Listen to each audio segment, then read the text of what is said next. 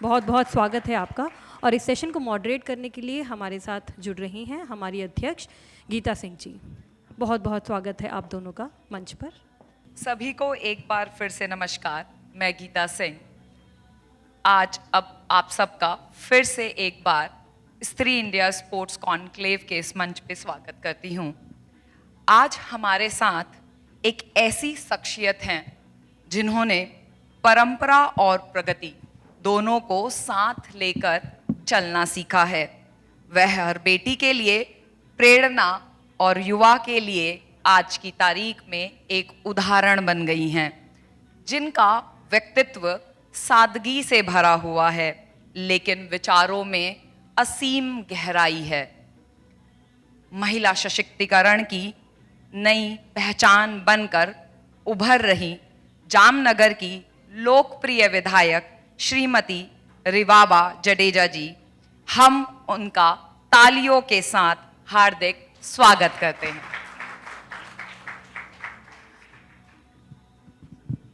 Ma'am, मैं सबसे पहले एक महिला, बिकॉज ये मंच महिलाओं के लिए है और आपके हस्बैंड बहुत रिनाउंड क्रिकेटर हैं, तो उसी से रिलेटेड मैं क्वेश्चन पूछूंगी पर महिलाओं के मद्देनजर। जैसे क्रिकेट में आप देखते हैं कि पुरुषों का अगर आप देखेंगे तो उनको काफ़ी प्रमोशन, एडवर्टीजमेंट और एक तरीके से विश्व मंच पे देखा जाए तो हिंदुस्तान ने, भारत ने अपना एक तरीके से सबसे मजबूत दावेदारी को खड़ा किया है। महिला क्रिकेट को आप कहाँ देख पाती हैं?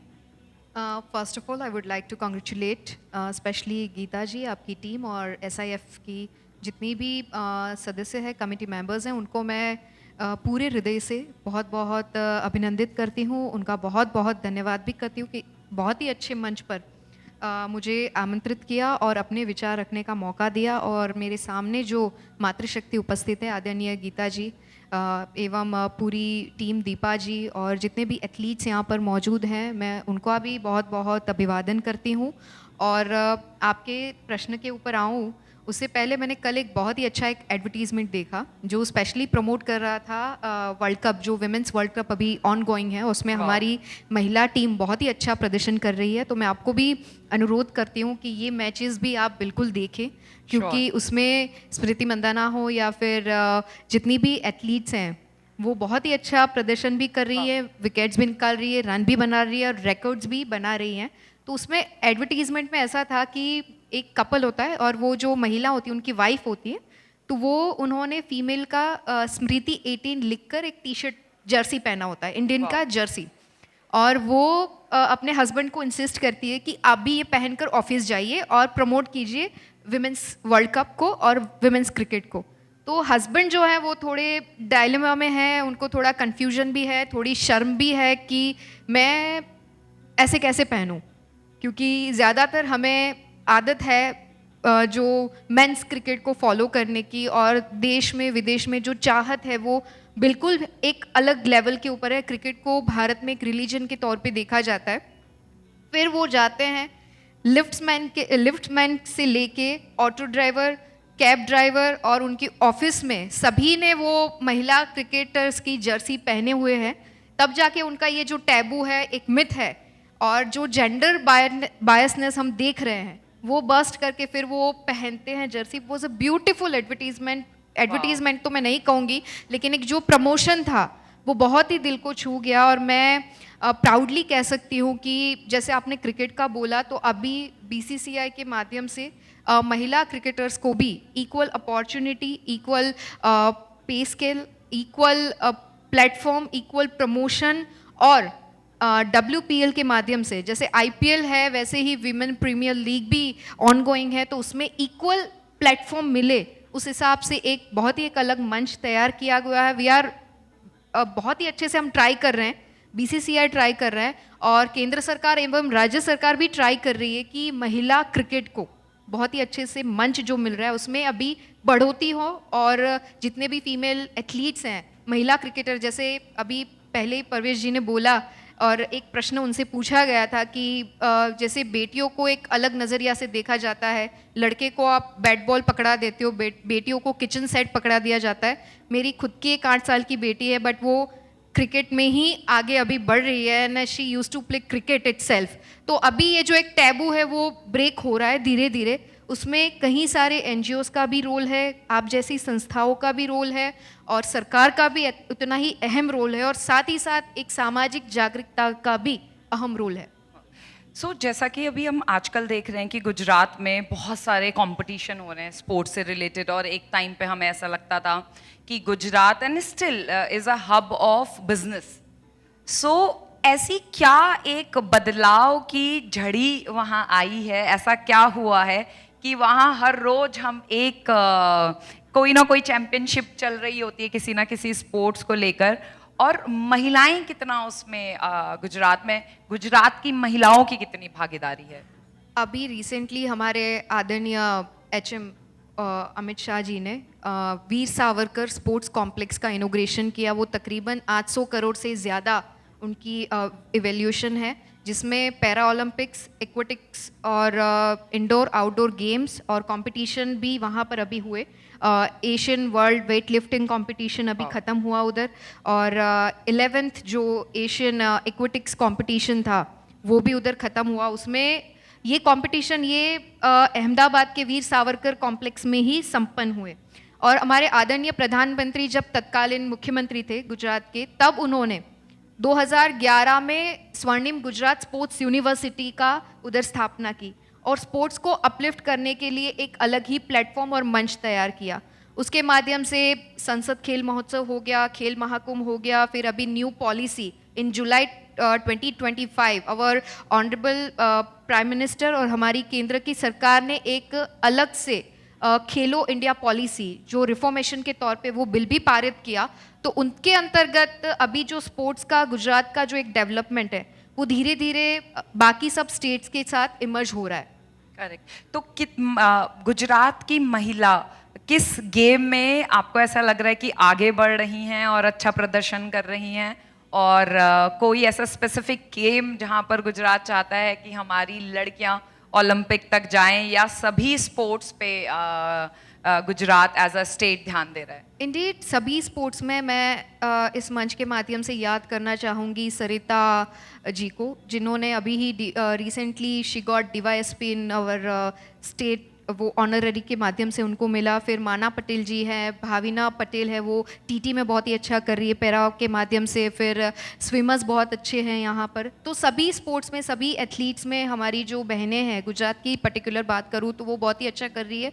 साथ ही साथ रिसेंटली बहुत ही अच्छे प्रोजेक्ट्स स्पोर्ट्स के रिलेटेड हम आगे उसमें बढ़ रहे हैं, जिसमें सरदार वल्लभ भाई पटेल स्पोर्ट्स कॉन्क्लेव हो गया। वो तकरीबन 6000 करोड़ की उनकी एक इवेल्यूशन है, जिसमें रिहेबिलिटेशन सेंटर हो गया, न्यूट्रिशियस सेंटर अलग से हो गया, स्मार्ट सेंटर हो गया। फिर जितने लघु उद्योग से जुड़े हुए हमारे संसाधन हैं उनको खेल के साथ कैसे जुड़े, उस हिसाब से एक योजनाओं को अभी मान्यता प्राप्त हुई है। तो वी आर लुकिंग फॉरवर्ड कि इंफ्रास्ट्रक्चर की बात हो, ट्रांसपोर्टेशन की बात हो, न्यूट्रिशन वैल्यूज़ की बात हो, फिर जो जितने भी पैरामीटर्स हैं, गुजरात की खुद की एक अपनी पॉलिसीज़ हैं 2022 से 2027 तक की, जो गुजरात खेल पॉलिसीज़ के माध्यम से जानी जाती है, और 13 पिलर्स के ऊपर वो बेस्ड है। और उसमें सभी एथलीट को जो जो रिक्वायरमेंट्स हैं, जो उनको चाहिए, वो सभी पैरामीटर्स को वहाँ पर कंसिडरेशन करके गुजरात को एक हब के तौर पे वी आर लुकिंग फॉरवर्ड। वाह वाह।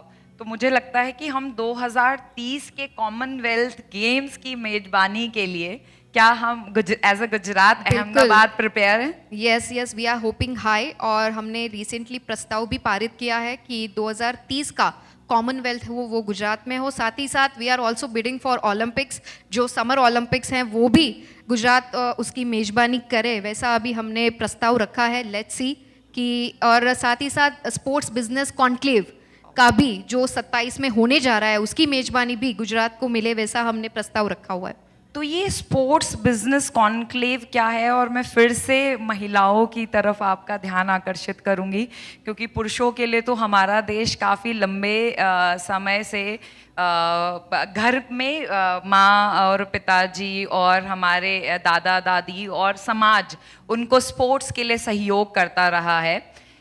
जो ये स्पोर्ट्स बिजनेस हब जिसकी आप बात कर रही हैं और 2027 में आई थिंक गुजरात में आप एक बड़ा इवेंट लेके आ रहे हैं, उसमें महिलाओं के लिए क्या क्या है? जी बिल्कुल, ये जो एक बिजनेस स्पोर्ट्स जो समिट रहता है वो स्पेशली पीपी मॉडल के ऊपर बेस्ड रहता है। जैसे आप सभी को पता है कि Gujarat is a business hub, opportunity के माध्यम से हो, एंटरप्रेन्योरशिप के माध्यम से हो, इन्वेस्टमेंट के माध्यम से हो, फॉरेन डायरेक्ट इन्वेस्टमेंट के माध्यम से हो, G20 हो या फिर वाइब्रेंट गुजरात हो, ये जितने भी समिट और जितने भी बिजनेस कॉन्क्लेव्स होते हैं वहाँ पर ज़्यादातर बातें होती है ग्रोथ की, इकोनॉमी की और अर्थतंत्र को कैसे मजबूत बनाया जाए।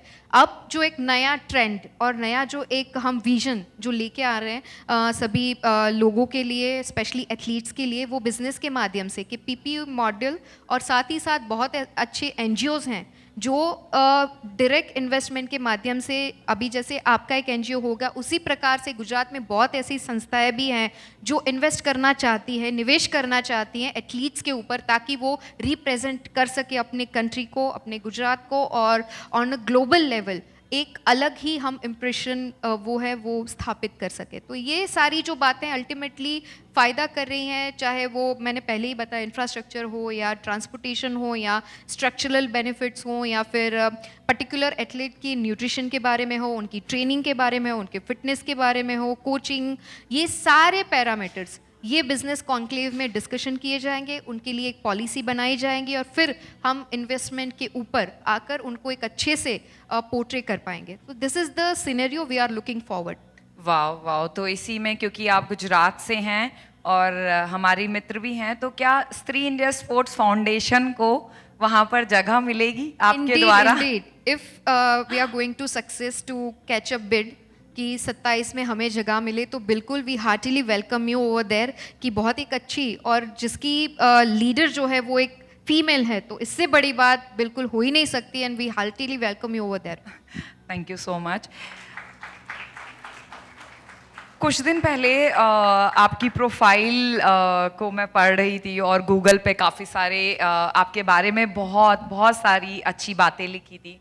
उसमें एक बात मैंने ये भी पढ़ी कि आपने मैकेनिकल इंजीनियरिंग करी है और आपका एक स्पेसिफिक, हम इंडिजीनियस गेम्स की बहुत कम बात करते हैं, हमें लगता है कि हम ग्रामीण या कस्बों में इंडिजीनियस गेम्स को लेकर बात होती है, पर मैंने आपकी प्रोफाइल में देखा कि आप हमारे पारंपरिक खेलों पे जगह जगह बात करती हैं और उनको बढ़ाने की बात करती हैं, तो उस पे कुछ आप रोशनी डालिए। जी बिल्कुल, अभी recently we celebrated our national sports day, major Dhyanchand जिनकी जन्म जयंती के ऊपर मनाया जाता है, और तभी एक स्कूल में मेरा जाना हुआ वहाँ पर, because I use to play traditional games जो गली में खेलते हैं, जो कस्बे में खेली जाती है, तो वो मैंने भी कहीं ना कहीं खेली, बिकॉज जो हमारी ट्रेडिशनल गेम्स हैं उनको तो कहीं जगह मिल ही जाएगी, बट जो एक पारंपरिक जो खेल होते हैं, और हमारे आदरणीय प्रधानमंत्री जी का भी ये मानना है कि ट्रेडिशनल गेम्स और पारंपरिक जितने भी खेल हैं उसमें भी हम कुछ अच्छा करें, तो रस्सा खींच हो गया, फिर कबड्डी हो गई, बहुत ऐसी जो ट्रेडिशनल नारगोल हम बहुत ही अच्छे से खेलते हैं, तो वो उसको कहीं ना कहीं मोटिवेट मिले, क्योंकि बच्चे वही खेल के बड़े होते हैं। स्पोर्ट्समैन स्पिरिट की बात हो, टीम एक मोटिवेशन की बात, और खेल हमें सबसे ज़्यादा जो बात सिखाती है कि इट्स नॉट अबाउट विनिंग और losing, it's always about playing, और अगर आप एक बार नाकाम भी रहे तो वापस से उठकर खेलना, वही स्पोर्ट्समैन स्पिरिट का सबसे बड़ा एग्जाम्पल है। मेंटल स्टेमिना की बात हो गई, फिट इंडिया मूवमेंट को आप इसके साथ कनेक्ट कर सकते हो। अभी बहुत ही अच्छे से योगा जिन बच्चियों ने करा, मैं उनको भी धन्यवाद देना चाहूँगी, उनके गुरुजी को भी धन्यवाद देना चाहूँगी कि हमारे जो भारतीय संस्कृति को अभी ग्लोबल मैप में कहीं वो अंकित है। अब हर जगह हम देखते हैं कि योगा को एक अलग ही स्थान मिला है, तो ये जो सारी बातें हैं वो कहीं ना कहीं हमें ग्लोबल और विश्व से जोड़ती हैं।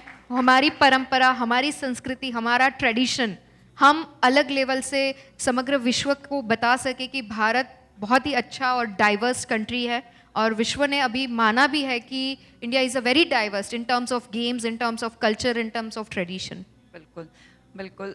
एक अभी भी हम इतनी बात कर रहे हैं, इतनी इंफ्रास्ट्रक्चर डेवलप हो रहा है, चाहे हम नॉर्थ ईस्ट लें, चाहे हम उत्तर भारत लें, चाहे हम साउथ लें, भारत में हर जगह गवर्नमेंट बड़े बड़े इंफ्रास्ट्रक्चर और बड़े बड़े खेलों के मंच, मुहिम, चाहे वो ग्रामीण स्तर पे हो, चाहे शहरी स्तर पे हो, बट स्टिल कहीं ना कहीं क्या आप ऐसा पाती हैं कि अगर एक घर में दो बच्चे हैं, एक बालक और एक बालिका, तो स्टिल पेरेंट्स हेजिटेट हैं अपनी बालिका को ज़्यादा आगे बढ़ाने पे या उस पर ज़्यादा पैसा खर्च करने पर या उसको स्पोर्ट्स में भेजने के लिए।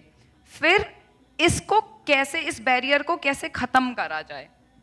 फर्स्ट थिंग मैं बात करना चाहूँगी कि जो एक व्यवस्था होनी चाहिए, मैं गुजरात को एक मॉडल के रूप में पेश करना चाहूँगी। तो हमारे यहाँ जैसे ही बजट सेशन अभी हमारा ख़त्म हुआ, तो उसमें हमने एक पॉलिसी बनाई जिसमें तहसील से लेकर डिस्ट्रिक्ट तक कंपलसरी एक स्पोर्ट्स कॉम्प्लेक्स होना ही चाहिए। उसमें इंडोर आउटडोर गेम्स, हॉस्टल और ट्रांसपोर्टेशन फैसिलिटीज़, इस प्रकार की जो सुविधा है वो स्पोर्ट्स कॉन्क्लेव में होनी चाहिए। तो ये अब पॉलिसी बन गई है। तो ये हो गया एक इंफ्रास्ट्रक्चर आप उनको दे रहे हो। साथ ही साथ अवेयरनेस के माध्यम से बहुत ही अच्छा हमारे फीमेल एथलीट्स जो कर रही हैं उनको देखे, उनको सराहने, और वो एग्जाम्पल के तौर पे आप घर में अगर आपकी बच्ची है, वो बेटी है, वो बहुत अच्छा करी, तो उनको एक ये माध्यम भी है जहाँ पर आप अपना फाइनेंशियल इंडिपेंडेंसी भी देख सकती हैं। क्योंकि सबसे ज़्यादा पेरेंट्स को चिंता रहता है कि चलो मेडल वेडल तो मिल गया, ट्रॉफी मिल गया, लेकिन फाइनेंस का क्या? क्योंकि बाकी सब जो डिपार्टमेंट है, जॉब सेक्टर्स हैं, वहाँ पर फाइनेंशियल सिक्योरिटी को एक मुख्य तौर पे, नज़रिए के तौर पे देखा जाता है। तो यहाँ भी हम ऐसा कर सकते हैं। बहुत सारे स्टेट में ये पॉलिसीज़ भी हैं कि जितनी फीमेल एथलीट्स हैं, अभी जैसे मैंने गुजरात की बोला कि DYSP है या फिर इंस्पेक्टर के तौर पे हमारी एथलीट्स को एक ऑनररी दिया जाता है उसमें। तो ऐसे बहुत सारे राज्य हैं जहाँ पर ऑनररी फाइनेंशियल डिपेंडेंसी फीमेल की खुद की हो, वैसा एक स्टैचर और वैसा एक पॉलिसी क्रिएट कर सकते हैं। दूसरा जो टैबू मैं देख रही हूँ कि जैसे माल न्यूट्रिशन हो गया, माँ ही अगर पोषित नहीं है, अगर उनके वहाँ बच्ची होती है, तो वो बहुत अभी एक चैलेंजिंग है। And we are looking forward कि उसमें हम बहुत अच्छा काम करें। जैसे मैंने अपने खुद के जन्मदिन पर 400 से ज़्यादा माताएं हैं जो 3rd या 4th ट्राइमेस्टर में है अपनी प्रेगनेंसी में, उनको हम सुपोषित कैसे कर सकते हैं ताकि उनका बच्चा जो है वो भी पोषण से युक्त आहे। तो वैसा वाला एक जो स्ट्रक्चर है वो डेवलप करना पड़ेगा न्यूट्रिशंस के बाद में।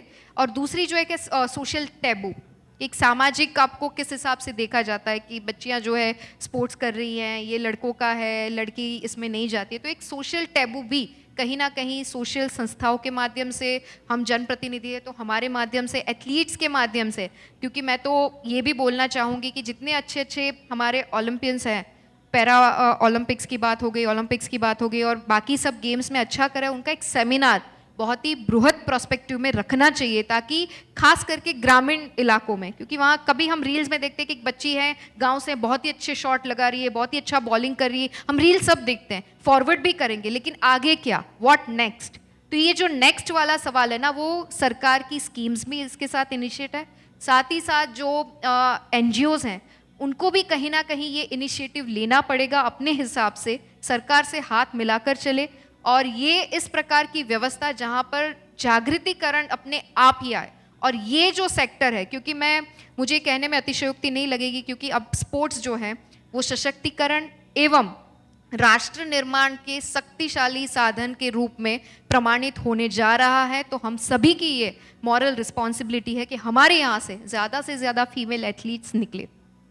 बिल्कुल बिल्कुल, आपने सही कहा कि ये सरकार की नहीं, हम जैसी संस्थाओं की भी एक तरीके से जिम्मेदारी है कि हम रील फॉरवर्ड करने के अलावा घर घर पहुँचे, ग्रामीण क्षेत्रों में भी इस तरीके के संवाद और संगोष्ठियाँ रखें, ताकि उनके पेरेंट्स तक हम मैसेज पहुँचा सकें और उन बच्चियों को हम शहरों तक और बड़े नेशनल लेवल और इंटरनेशनल लेवल के मंचों तक पहुँचा सकें। एक बिकॉज जब हम महिला की बात करते हैं तो एक महिला हाइजीन उसके साथ जुड़ जाता है, और क्योंकि आपने देखा होगा कि कुछ ऐसी डिजीज़ हैं, अगर स्टेडियम क्लीन नहीं है या आप जैसे बात कर रहे हैं कि अभी हम लोगों गुजरात में या अदर स्टेट में इस तरीके के स्पोर्ट्स कॉम्प्लेक्स बनाने की मुहिम शुरू करी गई है और गवर्नमेंट ने बोला भी है कि वो बनने भी चाहिए और उस पर काम भी हो रहा है। बट क्योंकि मैं लगभग 10 सालों से एक ब्रांड कम्युनिकेशन के फील्ड में हूँ और लगभग हर साल 4 से 5 बड़े इवेंटों का हम पार्ट रहते हैं, जिस कंपनी की मैं एक डायरेक्टर फाउंडर हूँ, उसके थ्रू जगह जगह देश भर में मेरा जाना होता है और कई स्टेडियम्स भी हमने, कई चैम्पियनशिप भी हमने उनका पूरा जब हम काम देखते हैं, चीज़ें देखते हैं, तो उनके वॉशरूम्स जो मैं देखती हूँ महिलाओं के लिए वो सुविधाजनक नहीं होते। उसके लिए मैं बिकॉज आप हमारी नेता हैं, महिला हैं, तो हम कॉमनवेल्थ की भी तैयारी कर रहे हैं। जब हम इंटरनेशनल कहीं खेलने जाते हैं, इंटरनेशनल मंच पे जाते हैं, वहाँ पर सबसे ज़्यादा इसका ख्याल रखा जाता है। हम अभी इतने पीछे क्यों हैं? मैं पीछे की बात तो नहीं करूँगी, लेकिन इतना ज़रूर गौरव से कह सकूँगी कि हमारे आदरणीय प्रधानमंत्री श्री ने जब पहली बार अपनी शपथ ली और 15 अगस्त को उन्होंने फ्लैग होस्ट किया लाल किले से, तो उन्होंने सबसे पहली बात बोली वो थी शौचालय की, ताकि जो ड्रॉप आउट रेशियो हैं, आप ज़्यादातर गांव में हम देखते हैं कि बच्चियों को इसीलिए स्कूल से निकाल दिया जाता है या फिर घर पे बुलाया जाता है क्योंकि गांव में शौचालय या स्कूल में शौचालय नहीं था। तो पहले ऐसे प्रधानमंत्री थे और हम उसी पार्टी से जुड़े हुए हैं, तो कहीं ना कहीं जो बेसिक नीड होती है, चाहे वो एथलीट के बारे में हो, चाहे वो सामान्य महिला के बारे में हो, ये जो बेसिक नीड है उसमें we are working very hard कि कितने सारे शौचालय, 11 करोड़ से ज़्यादा शौचालय हैं वो 2011 के बाद बने। तो ये जो एक अवेयरनेस है वो सरकार अपने हिसाब से काम कर रही है, बट एक सेल्फ डिसिप्लिन का भी इसमें बहुत अहम रोल होता है कि आप कहीं जाते हो। मैं सिंपल एग्जांपल देती हूँ कि चलिए जहाँ पर सर्वेंट नहीं है या फिर क्लीनर नहीं है, क्या आप उस शौचालय को साफ सुथरा रखने की जवाबदारी अदा कर भी रहे हैं या नहीं कर रहे हैं? क्योंकि अगर ये हमारा है ऐसी फीलिंग नहीं आएगी, ये हमें हमारी ड्यूटीज़ क्या है वो हम समझ नहीं पाएंगे, तो सब कुछ सरकार के ऊपर दोष देना या कोई संस्था के ऊपर दोष देना या फिर फैसिलिटीज़ नहीं है या फिर हम उसको अच्छे से संभाल नहीं पा रहे हैं, ये कहने से ज़्यादा उचित ये होगा कि हम सेल्फ डिसिप्लिन कितना है। फॉरेन की आपने बात करी, तो फॉरेन में self discipline is on top notch, कि वहाँ पता है कि क्यू है तो हम क्यू में ही चले, वहाँ पता है कि क्लीनिनेस है तो हमें ये जो रूल्स हैं वो फॉलो करने ही करने हैं, स्पिटिंग नहीं करना है तो नहीं करना है। इंडिया में जो बिगर कंसर्न है गुड गवर्नेंस का मतलब यही होता है कि सरकार के साथ साथ लोगों की जो भागीदारी है, तंत्र के साथ साथ आम जनता की भागीदारी है, वो स्ट्रॉन्ग बेसिस पे होगी, तभी जाके हम गुड गवर्नेंस और या अच्छे जो आप बात कर रहे हैं फैसिलिटीज़ की, क्योंकि सरकार देने के लिए तत्पर है, सरकार पैसा खर्च कर रही है। बजट या फिर इंफ्रास्ट्रक्चर के लिए आप अगर मांग रहे हो कुछ भी, तो पैसों की कोई कमी नहीं है, ऐसा हमें बताया जाता है और हम अनुभव भी कर चुके हैं। क्योंकि गुजरात में बात करूं तो हमने मेरे ही कॉन्स्टिट्यूएंसी में अभी 30 करोड़ का स्पोर्ट्स कॉम्प्लेक्स है, वो बनकर रेडी है, अभी इनोग्रेशन हम करेंगे। सरकार आपको सब कुछ रेडी कर दे रही है, then it's our duty, our moral responsibility. जैसे हम हक की बात करते हैं तो हमें हमारी ड्यूटीज़ के बारे में भी थोड़ा केयरफुल रह के उसको पोर्ट्रे करना पड़ेगा। बिल्कुल, आपने बिल्कुल सही कहा। बिल्कुल, मुझे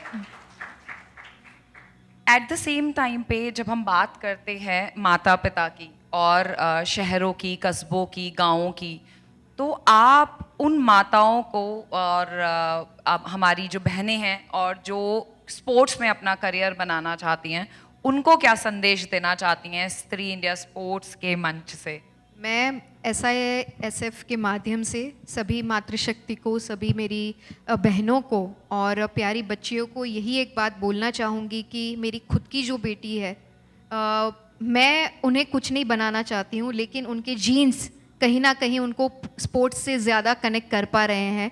तो अपने चैरिटी बिगिन्स एट होम, आप अगर घर से ही शुरुआत करेंगे तो आप बहुत ही अच्छे फलक पर अपना उदाहरण पेश कर सकेंगे।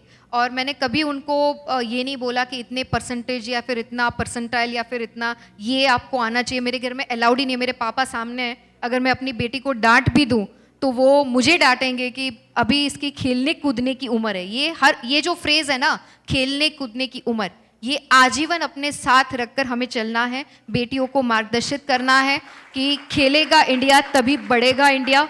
और दूसरी जो एक बात है जो मैं हर स्पीच में कहती हूँ, हर मातृशक्ति को कहती हूँ कि हर एक बच्चा इंडिविजुअल टैलेंट के साथ ही गॉड गिफ्टेड वो पैदा होता है। आपको ज़रूरत है उस टैलेंट को पहचानने की, उस स्किल को, उस हुनर को, उस कैलिबर को आइडेंटिफाई करके उसको प्रोत्साहित करने की, क्योंकि घर से ही अगर प्रोत्साहन नहीं मिला, वो बच्चा यहाँ तक पहुँच ही नहीं पाया, तो वो टैलेंट कहीं ना कहीं वेस्ट हो जाएगा। तो आप सभी जितने भी सुनने वाले हैं, जितनी भी मातृशक्ति मुझे सुन रही है, उनको यही एक विशिष्ट मैं विनती करना चाहूँगी कि अपने बच्चे का, चाहे बेटा हो चाहे बेटी हो, उसको प्रोत्साहित करें। खेलने का मतलब ही वही है कि एक वो स्पिरिट लेके आगे बढ़े। अगर मेरे हस्बैंड है, मेरे जो फादर इन लॉ है, वो उनको आर्मी में भेजना चाहते थे, बट मेरी मदर इन लॉ थी, वो उनको क्रिकेटर और स्पोर्ट्स में आगे बढ़ाना चाहती है, because he was very brilliant at his younger days. तो कहीं ना कहीं ये जो मदर फिगर का एक मोटिवेशन रहता है बच्चों के प्रति, क्योंकि फादर तो कमाने में, बिजनेस में और फाइनेंशियल स्टेबिलिटी में कई बार घर पे भी नहीं होते कि बच्चा क्या कर रहा है। तो ये रिस्पॉन्सिबिलिटी प्रकृति ने और कुदरत ने हमारे ऊपर निरूपित की है। तो मैं आप सभी को वही कहना चाहूँगी कि बच्चे की खूबियों को देखें, उनके अंदर के स्पोर्ट्स को जीवंत रखें और उनको एक अलग प्लेटफॉर्म मिले। ऐसा थोड़ा प्रोत्साहन अगर मिलेगा तो डेफिनेटली इंडिया अभी अच्छा कर रहा है, उससे ज़्यादा और अच्छा करेगा। तो बिल्कुल सही कहा है रिवाबा जी ने कि हमारा देश आने वाले ओलंपिक में, और ख़ास तौर से हमारी बेटियां, अगर हम उन्हें घर में ये बोलेंगी कि तुम आराम से खेलो कूदो और पढ़ाई भी करो बट खेलो कूदो, तो डेफिनेटली हम ज़्यादा से ज़्यादा मेडल लेके आ पाएंगे, ज़्यादा से ज़्यादा सिक्योर एटमॉस्फेयर उन्हें दे पाएंगे और एक बेहतर भविष्य तैयार कर पाएंगे। आपका बहुत बहुत धन्यवाद। Thank you so much. Gujarat से हमारे लिए स्पेशली ट्रैवल करने के लिए। Thank you so much, thank you so much and all the very best to SISF। और जहाँ तक कि हमारे पार्टिसिपेशन की बात हो तो we are looking forward in terms of any manner. आप जैसे भी हमारा सहयोग चाहते हैं, गवर्नमेंट के माध्यम से, इंडिविजुअल माध्यम से, we are always there for you. Thank you so much. It means a lot to us. Thank you.